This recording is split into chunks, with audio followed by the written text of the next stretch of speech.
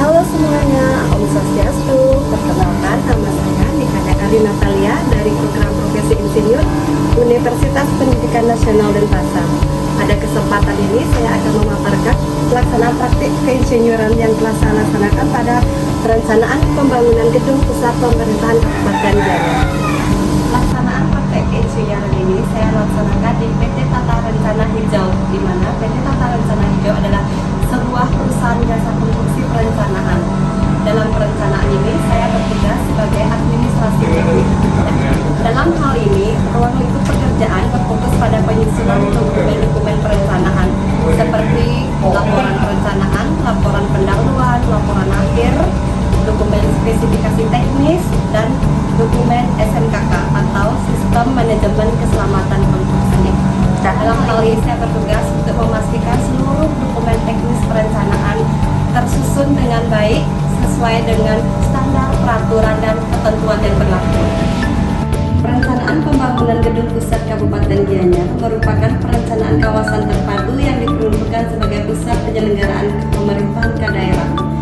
Kawasan ini dirancang untuk menampung kantor-kantor perangkat daerah beserta berbagai fasilitas pendukung dalam satu lokasi yang terintegrasi dengan tujuan mampu mendukung pelaksanaan fungsi dan tugas pemerintahan secara lebih efektif dan efisien, sekaligus meningkatkan kualitas pelayanan kepada masyarakat Kabupaten Gianyar.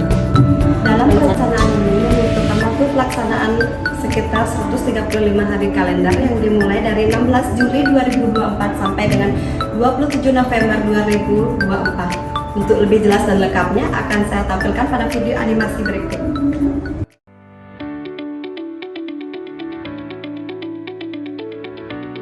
Perencanaan pembangunan gedung pusat pemerintahan Kabupaten Gianyar berlokasi di Jalan Kebo Iwo, Kabupaten Gianyar, yang merupakan kawasan strategis sebagai pusat pemerintahan Kabupaten Gianyar, di mana lokasi proyek berbatasan langsung dengan kawasan permukiman penduduk dan memiliki luas kawasan sekitar kurang lebih 3,63 hektar. Kawasan pusat pemerintahan Kabupaten Gianyar direncanakan sebagai satu kesatuan kawasan yang berfungsi sebagai pusat pelayanan pemerintahan. Di dalam kawasan ini terdapat kantor-kantor organisasi perangkat daerah beserta fasilitas penunjang yang mendukung penyelenggaraan pemerintah secara terintegrasi. Dengan konsep kawasan yang terpusat, diharapkan koordinasi antar instansi menjadi lebih efektif serta mampu meningkatkan kualitas pelayanan kepada masyarakat.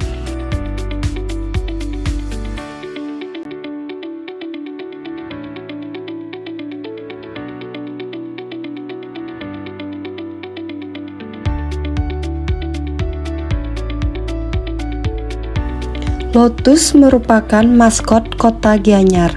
Lotus yang mekar melambangkan terbukanya kesadaran dan kebijaksanaan tertinggi. Perencanaan kawasan ini terdiri atas 5 bangunan utama, yaitu Gedung A, Gedung B, dan Gedung Utama, serta Gedung C dan Gedung D. Masing-masing gedung dirancang untuk menampung OPD sesuai dengan kebutuhan ruang dan fungsi pelayanan yang telah ditetapkan. Sementara itu, gedung utama dirancang sebagai bangunan utama yang menjadi pusat aktivitas administrasi dan kantor bupati. Gedung pusat pemerintahan Kabupaten Gianyar dirancang untuk memberikan kemudahan akses, mempercepat proses pelayanan publik, serta menciptakan lingkungan kerja yang nyaman dan aman. Gedung pusat pemerintahan Kabupaten Gianyar dirancang untuk memberikan kemudahan akses, mempercepat proses pelayanan publik, serta menciptakan lingkungan kerja yang nyaman.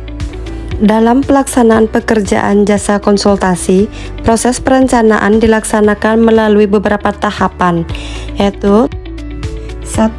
Tahap konsep perencanaan. Pada tahap ini, tim konsultan melakukan identifikasi kondisi existing, menggali potensi kawasan, dan menganalisis kebutuhan pengguna, serta menyusun konsep dasar perencanaan yang menjadi acuan dalam proses desain. 2. Tahap prarancangan. Tahap ini merupakan proses penerjemahan konsep ke dalam desain skematik yang meliputi program ruang, konsep arsitektur, struktur bangunan, dan sistem utilitas. 3. Tahap pengembangan rancangan.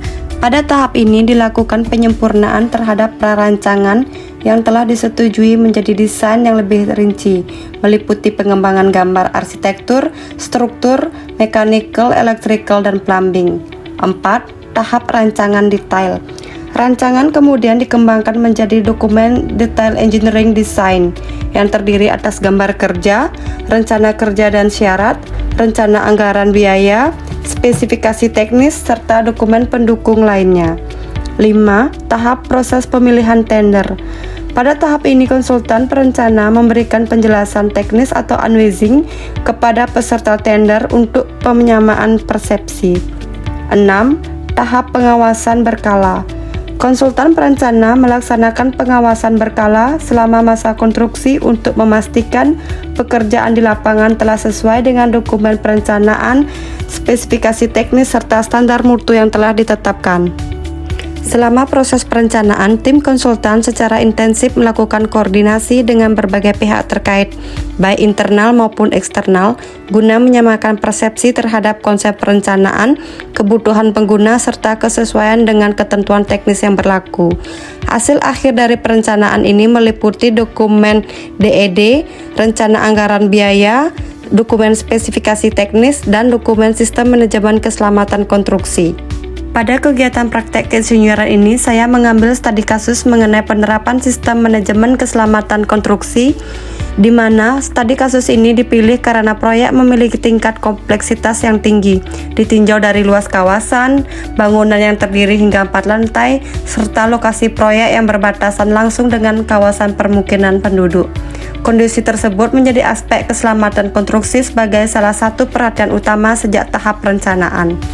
Oleh karena itu, dalam dokumen perencanaan telah disusun berbagai ketentuan penerapan SMKK sebagai pedoman bagi penyedia jasa konstruksi pada tahap pelaksanaan.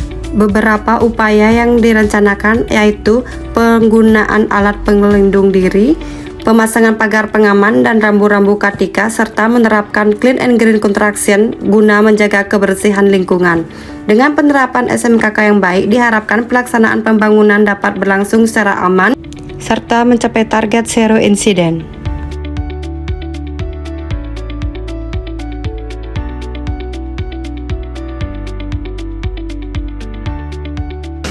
Melalui praktek ini, semoga dapat bermanfaat dan berbagi ilmu dalam tahapan penyusunan dokumen teknis perencanaan, serta penerapan standar mutu dan ketentuan yang berlaku dalam jasa konsultasi perencanaan konstruksi.